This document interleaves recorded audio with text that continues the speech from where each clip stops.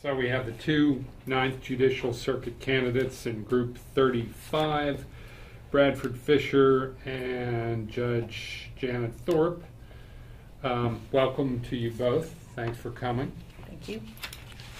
We are going to start out with a couple of questions that we ask every candidate in every race. And the first question is, and I'll start with Mr. Fisher, have you been arrested before? No. Okay. Judge Thorpe? Not yet. Okay. And Judge Thorpe, have you ever declared bankruptcy? No. Okay. No. Okay. All right. Mr. Fisher, tell us why you've decided to run for judge. Because I've been a trial attorney with the state attorney's office now for 13 years straight. I've tried over 160, 170 jury trials, and there's really nowhere else to go. I've learned the trial skills. I've gotten to do the arguments in court. I've gotten to try cases, do homicides, and at this point, I'm looking for new challenges and new ways to serve. Okay. And why are you seeking re-election, Judge Thorpe? Well, I've served for 15 years. I have been in every division except probate. I think I've brought something to every division that I have served in, and I'm not done yet. Mm-hmm. Okay. Of course, these elections are a choice, so I'm curious what you would tell, and I'll start you, with you, Judge Thorpe, what you would tell voters in choosing you over your opponent. I mean, what distinguishes you from your opponent, and why should they pick you? I bring and brought to the judiciary a unique skill set. I came from a background in corporate America. I was general counsel for SunTrust, had been with them for 20 years. Broad experience, everything from real estate to acquisition to SEC to labor contracts to regulatory to criminal, FBI, Secret Service. It was unusual for what I brought, and I bring that. And my approach is very business-like on the bench as well. The 15 years that I've served on the bench, I not only have the experience, but I also have a huge investment by the state of Florida in me. We have continuing judicial education that we have to take, of having gone through every division, except for the probate division. I'm pretty ubiquitous right now. Mm-hmm. Okay. Mr. Fisher? I'm a trial attorney. I've been trying cases and being a litigator for 16 years now. I've done 13 years for the state attorney's office. I've had clients. I have represented criminal defendants, did that with Austin and Pepperman. I have done civil litigation with Austin Pepperman again, both on the defense side and on the plaintiff side. I did administrative law and lawsuits involving that when I was with Moy O'Brien, Rourke, Hogan, and Pickert. With the state attorney's office, I've actually been a courtroom trial attorney and had to build cases, apply the evidence code, deal with unhappy, upset family members of people that have been killed. I've dealt with family members of defendants. I've had to bring people in to actually try cases and apply the evidence code. And so I have been a user of the system. So I bring a different set of skills to the bench than my opposition does, which isn't to say she doesn't have the background, but it's a completely different background than myself. I would bring a level of professionalism to the bench. I deeply believe in the system. I think we have a great justice system. I think that we need judges that are more willing to go to trial, not inject themselves into the proceedings. I feel that juries need to be given the opportunity to hear readbacks if they need it, that victims who have had a horrible circumstance happen to them need to be given the opportunity to be heard, and that family members of defendants whose lives are on the line, they need to be heard as well. Well, do you think that, Mr. Fisher, do you think that the court system does a good job of delivering equal justice for all, regardless of race, gender, or ethnicity? Absolutely. I know that in my own experience as a prosecutor, it doesn't matter to me whatsoever. I mean, I don't even sometimes even know the gender of the person that's in front of me or the race. I don't pay any attention to it because it's not relevant to the case whatsoever. So yes, I absolutely feel that it brings equal justice. The differences simply arise out of sometimes if somebody has a lot of money, they can develop a defense better and then present that defense, and sometimes someone simply has a much bigger criminal history, and as a result, they get sentenced to a worse sentence for the same crime. Same question to you, Judge Thorpe. I apologize. Can you take this? Just take it out. Thank you. Can you repeat the question? Yeah, simply, do you think that our court system does a good job of delivering equal justice regardless of race, gender, or ethnicity? I have to agree. Yes, I think it does. I'm approaching it from the criminal side because that's the division that I've been in. And I agree. Unfortunately, because of the circumstances, and a lot of that is social demographics, we do not have the same percentages of the population appearing before us. That's just a given on it. But I do not believe, and I certainly don't include that in a rendering of myself, when we are figuring out pleas or sentences. That's not a portion of it.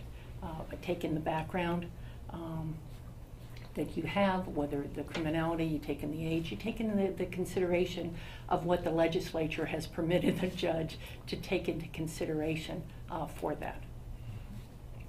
Thank you. How about judicial temperament? What temperament, how would you describe yourself? And what temperament would you bring as a judge, and how important is that to the administration of the court and I'll say perceptions of fairness?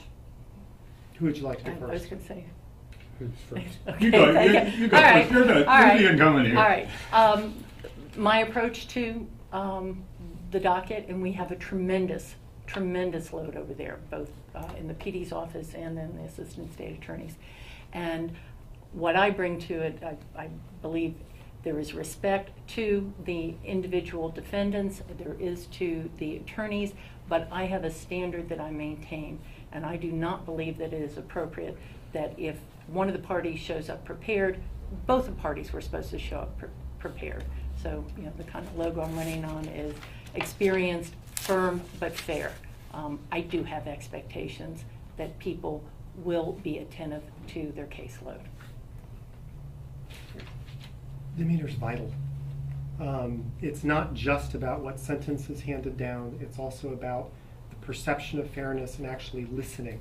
If you talk to any defense attorney, any family member on either side of a defendant or a victim, and again I'm operating from the perspective of a criminal case, but it applies equally to family law, what people want most is the opportunity to be fairly heard and considered. So it's critical to, frankly, to care and to listen to the people and the attorneys before you make your decision. And don't prejudge a case. Don't decide in advance what you're going to do. And so you have to be not get personally involved in the case, and so that you can sit there and, frankly, to call balls and strikes and make the correct legal rulings as you evaluate what's going on. My own temperament is very even-tempered. I have been, frankly, land-basted in the past by family members that didn't necessarily agree with cases, both for victims when somebody had something awful happen and they didn't necessarily agree with the state pursued, and I've had family members of defendants be very unhappy. But they're in pain. Something horrible has happened. If you're on the defense side, somebody you love or yourself has then had something awful happen and you're looking at a terrible sentence. If you're on the family side of somebody where somebody has died or been shot or robbed, you are also in pain. The judge has to maintain even temperament and be pleasant and to actually listen, because every single case is different. Every circumstance is different. And you have to consider that in deciding what you're going to do. But I think the perception and actually being fair is important. It's vital.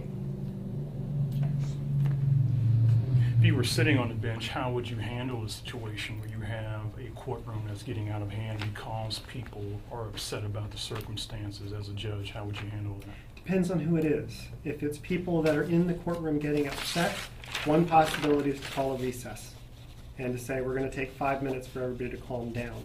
If it's people that are not participants, you can simply order them out of the courtroom and direct them to leave. If they don't, they're going to get held in contempt.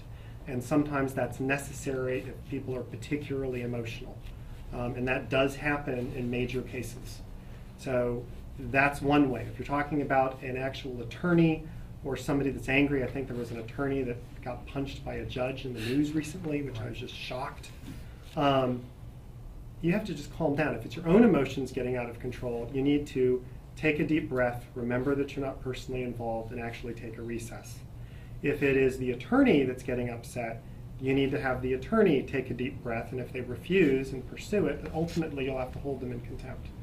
So you wouldn't have a taser underneath the robe ready to... I don't even understand why you would. I mean, this is what, if there's something dangerous, you need to let the professionals handle it, No, which was, is the that court was a deputies. joke. Oh, sorry. Okay.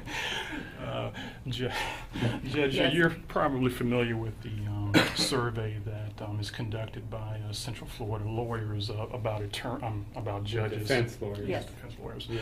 And we were looking at that, and on the subject of temperament, you scored particularly low compared to your fellow judges. Can you talk about why that may be and whether that's a fair assessment of your temperament? I don't believe it's a fair assessment. I think what's a fair assessment is the nearly 200 endorsements that I have received, which includes the private criminal defense bar. I have yet to see a proper statistical analysis of that. And it's difficult. You're not out there to win a popularity contest on what you have there. As I said, people know if they show up prepared and they're ready to go, they're treated completely above board as far as respect and the handling. That was one comment that was in there, and I just never know. There are hundreds of people come before us in any given week, so who knows? Who knows what it is? Another one of the aggregate scores on that for legal knowledge had you second from the lowest on legal knowledge. You have a response to that? No, I don't. Again, without having the validity of how many people responded and what was in, you can rule against someone, and they basically hold that against you. You can be a mandatory reporter for grievances to the bar on an attorney, they hold that against you. You do what you need to do, and as Mr. Fisher said, you're in there and you're calling balls, you're calling strikes. You mentioned the endorsement from the was it the defense bar? Defense attorneys, individual defense attorneys. Oh, okay. Are there any endorsements, any other endorsements that you're particularly proud of? Well, the Fraternal Order of Police endorsed me. The Police Benevolent Association Law Enforcement did. The West Orange Political Alliance has. 19 or 20 of the former Orange County Bar Association presidents have endorsed me. Having been on the bench for 15 years, my knowledge and what I've covered, it's broader than just criminal. I started out in dependency. I've done family. I was one of the founding judges for the Domestic Violence Court. Did civil. One of the cases that I'm years later still known for is the court television case of the Muslim driver license case that was had. And every division I go into, I leave it cleaned up. That's what I do. I'm hardworking. I work through it. I believe that justice should not be denied or delayed. I did that backwards. I'm going to give you the same opportunity, Mr. Fisher. If there are any endorsements among yours that you want to bring particular attention to? None in particular, no. as you know, I'm sure you're acutely aware, most incumbents are not challenged in the circuit. So why did you choose to enter this race against an incumbent? Because I think I can win. I think that we need more trial attorneys on the bench. I think that when you have a trial experience of actually presenting cases, litigating cases, and have personally experienced the problems and trials and tribulations in a courtroom, that you bring something to the bench that you don't have if you have not actually presented your own cases, tried cases to a jury, and actually had to apply the evidence code. Sort of following up on that, how about activities outside of the courtroom? Are you involved in any civic or charitable organizations that would give you a heart as a judge? Who's first? You want me to take that? Absolutely. As a mother of 4 daughters, a lot of my attention had been spent on them. We're finally empty nested last year. And we had worked a lot with the girls basketball in the area and the AAU. Prior to that, I truly enjoyed my tenure down in Dependency, where Judge Roach and I got several thousand children out of the system into permanency. And part of that really originated when I was still at SunTrust, and was creation of what grew into be Easter baskets customized to every child who was at Great Oaks Village or over in foster care. With that, I continue with the Central Florida Association of Women Lawyers with their backpack and their Christmas Angel, and most recently with the Young Lawyers Association with the sneakers for all the kids that are down at Great Oaks Village. In addition to that, you could participate in so much more before you became a judge. But I sat on the board of the American Diabetes Association for the state of Florida, as well as locally here for the Arts Museum, the Rollins, the Cornell Arts Museum as well. And I wish I had my resume in front of me because you could go through it so much. That's okay. I'm just wondering how you have that much time in addition to being a judge. I've never been political, and I've never been part of various civic organizations, and never had, frankly, a lot of interest in doing it. For the last 13 years, I've been a prosecutor, and in a way, that is my civic duty. I've been trying murder cases, trying armed robberies, attempted murder, and so on. Outside of law and the things that I've been doing, I do a great deal in my church. I've been active in the music ministry in my church, but I don't like to talk about other things I'm doing because I'm not really doing it for political gain. Do you sing or play? I am a terrible player. I do sing, but only as an amateur. There's professionals in the choir. Mr. Fisher, have you ever applied for a vacancy before? Yes, several times. Uh-huh. And what is your theory behind your not getting chosen through that avenue? I think that it is a very political process. I think that the majority of the people on the JNC are from a civil background, and therefore they only consider things for the civil side of things. I don't think they appreciate trial work. It's not just myself that doesn't end up sent up to the governor. It's, piles of criminal defense attorneys that I know would make good judges. The only people I ever see sent up are people that are particularly politically connected. And that's on the criminal side. I don't really know the civil people, which isn't to say they're not qualified, but I just don't think they appreciate trial experience or trial work. Were these circuit judge vacancies or any county judge vacancies? I think I've applied to both. Uh-huh. I think county court I've done once or twice, and then circuit court I've done a couple times as well. Mm-hmm. But if I'm not going to be able to get appointed, I'm certainly going to run. Judge Thorpe, what do you attribute your selection in 1999 to?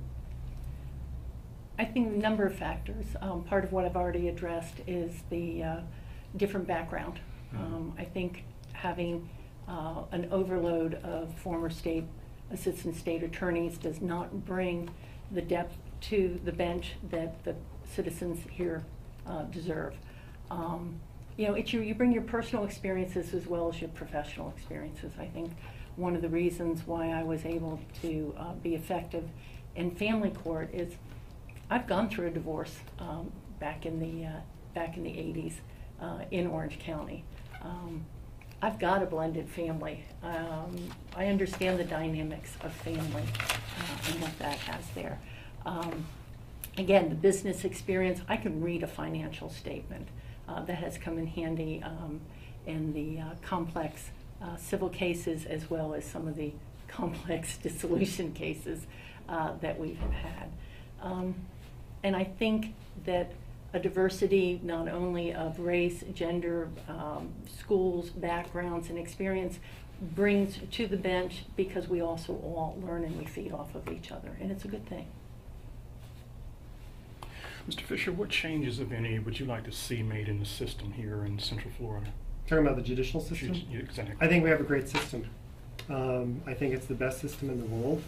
I love the fact that juries try cases and not in every other country in the world. It's always these judges that are making the decisions, because juries get to weigh overzealous prosecutors or crazy defenses, and they actually generally come to the right decision. Juries collectively are smarter than any attorney I've ever seen, including myself, which isn't to say I always agree with the verdicts that I've seen them render, but I think it's a terrific system. The biggest problem I think we have is that the judicial system is underfunded. I think that we need more judges to reduce the caseload so that more cases can go to trial, and I think sometimes we have problems with the people within the system, but I don't believe that we have problems in the system itself. It's not systemic. It's a great system.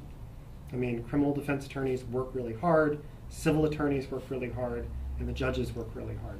And although you may have one or two here and there that have problems, it's not the system. It's a great system. We just need more judges in general so that more cases can get addressed. Judge Thorpe, how about you? Changes you would make in the system, if any?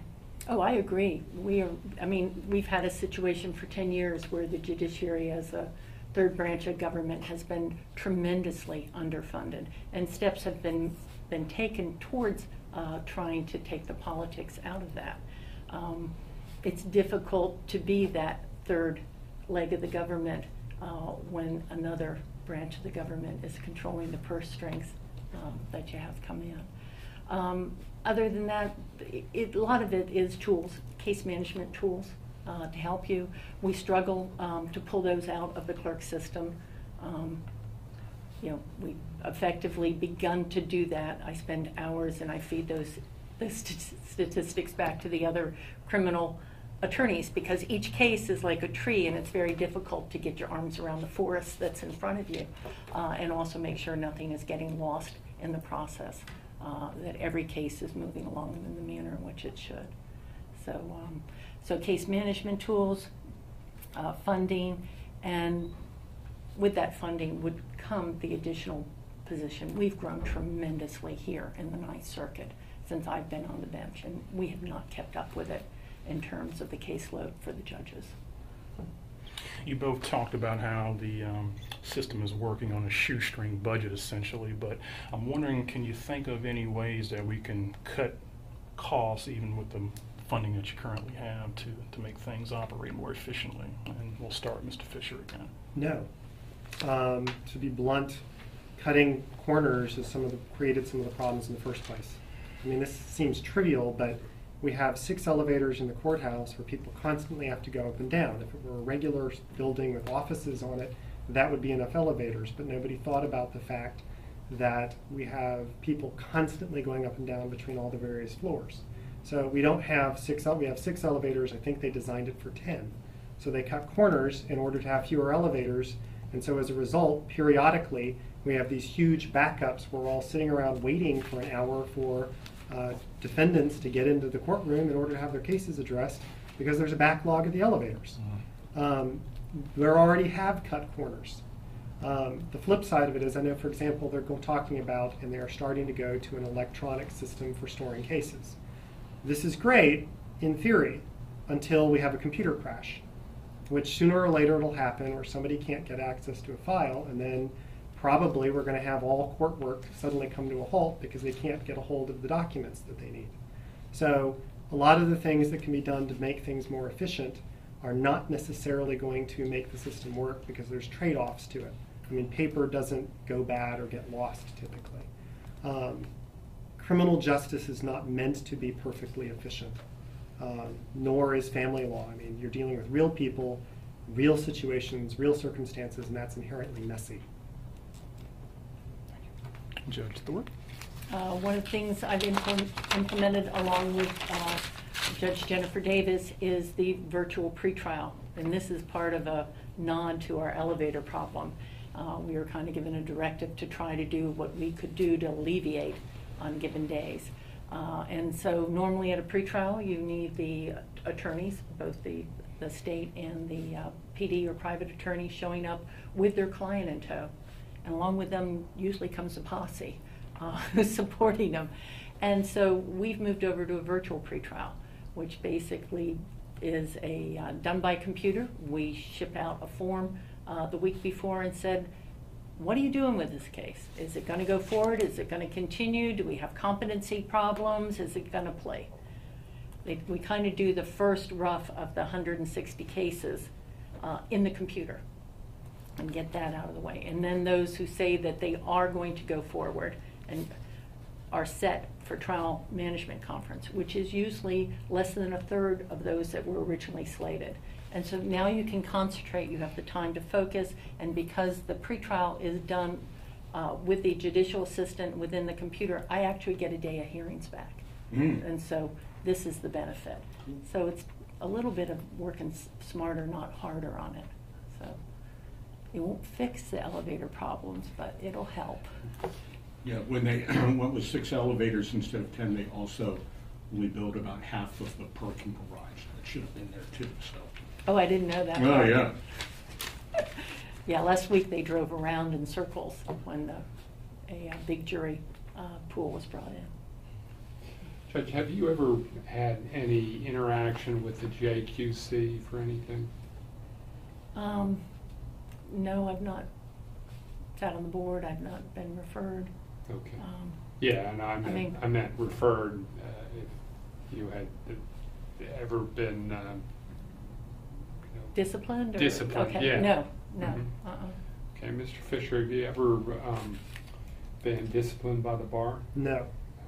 I did have a defendant once claim I was improperly going forward on a violation of probation, and the bar said we're not an appellate, we're not appellate judges. Sure. We don't appeal trial court rulings, so go away.